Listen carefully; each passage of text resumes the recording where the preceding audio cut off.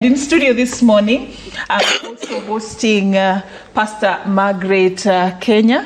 She's actually a lady who is going to be helping us understand her own journey, her own experience. She's a survivor of an abusive marriage, and her journey has been quite an interesting one, and getting to a point that she forgave and actually healed, and she is here with us. Forgiveness is not about the other person, it's actually for my own good. Yeah. Sure. When you're holding a grudge, it's like you're taking poison and you're expecting the other person to die. Yeah? Mm-hmm. So forgiveness is actually for your own good. And you're making it sound all easy and something that can be done, but Pastor Margaret will tell you it's not as easy as it looks like. And just as your way of introducing us to your own experience and how you came about to rise above your pain, your story is quite an interesting one. In fact, we can sit here the whole day just listening to what you went through. But let's start from the point of Margaret the wife, Margaret the newlywed. Tuanzie hapo. Najua tukianza huko nyuma. So you're married, you've met the love of your life. There is all this package that came that you said, this is the man, muko kwa ndoa, things are going on well. Tell us a bit about how that story began. I want to first of all thank the Lord for this opportunity. I got married in the year 2015, and I got married to a man of God, a man who loved God, a man who would pray in tongues, a man who would do missions, just to spread the gospel.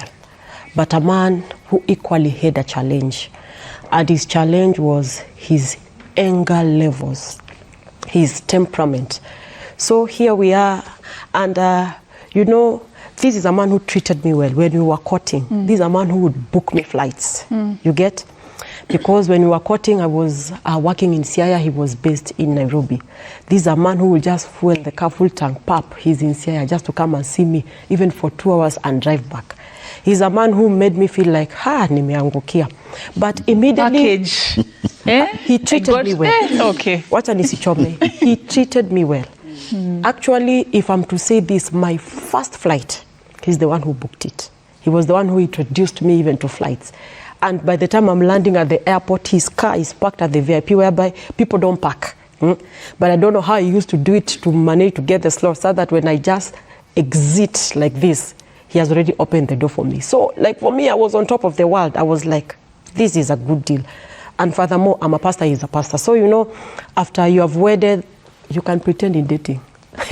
Marriage is the eye-opener. So by the time I am there, something small can trigger him, and you will just see his hand shaking. And by the time his hand has stopped shaking, bam, it's on you. You get? So at first, when these things took place, I was shocked, because I could not recall the last time I was hit.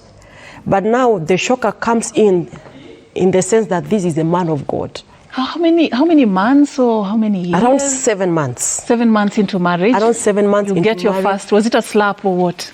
No, it was... Oh my goodness. It was a struggle mate. We were in the bedroom, we were having a conversation. And now at that time, I'm pregnant, for goodness sake.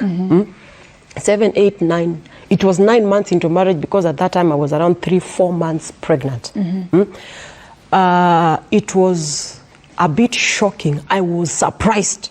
Because when they say you don't argue in the sitting room, you argue in the bedroom. So he just turned and he just pounced on my neck, and I was, instead of even choking, now the surprise was, kwani siku hizi mapasi pia hufanya such things. So I was the first encounter, it was the shock, the surprise.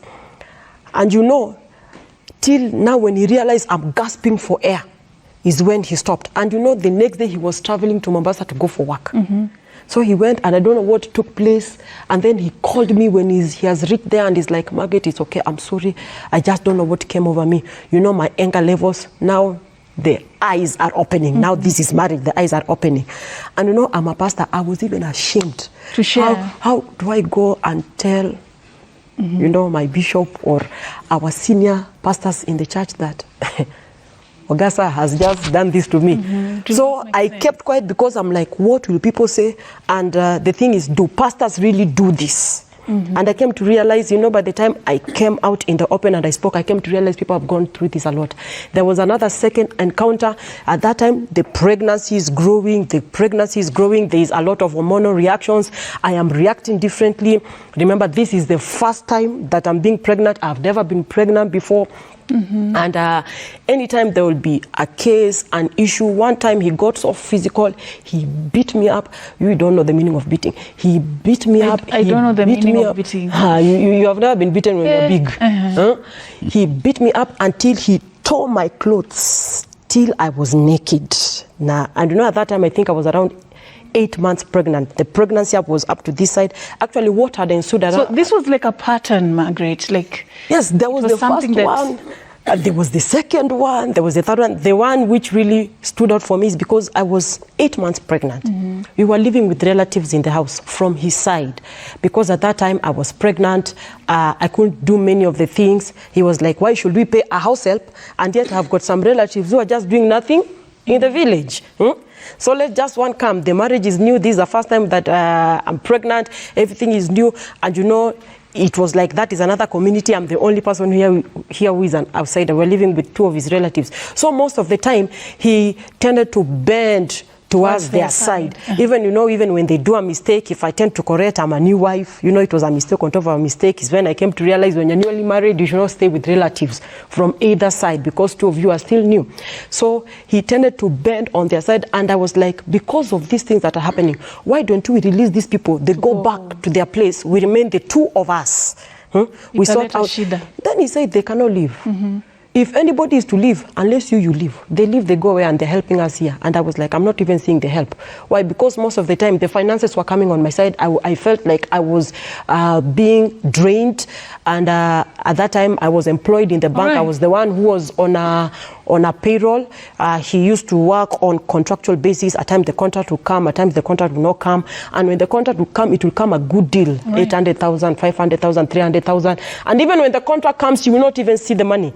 And most of the time when the contract will come, he will not even have money to finance the contract. So it will be me who works in the bank who will go take a loan, give him the money, go and do the work. So when the check comes in, just a minute, when the check comes in, he won't pay the money that I took, you know, the capital for the nini. If you ask for it, he gets mad.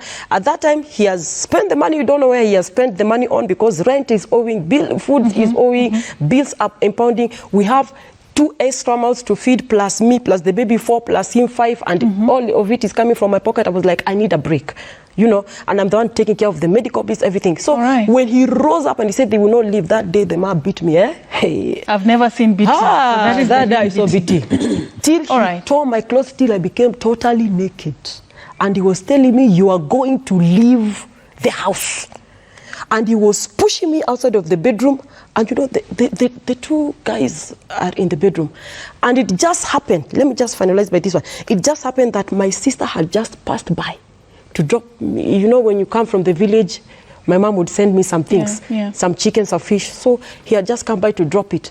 So my sister is in my house for the first time, the second night. And 2 of his relatives are here, and my sister is witnessing beating, and my stomach is this big. My sister was on her way to school. She was studying at Thika. My sister was traumatized. My sister was the one calling my mother. This man is beating my sister. She is so heavily pregnant. What is going on? She broke down. She was there. She was crying. I was here. I was crying. I was in shambles. All right. I'll come back to you, Margaret, so you can tell me everything you're describing. I'm wondering, is this the same person we're talking about that you ended up forgiving? Tall, how and you handsome. did that?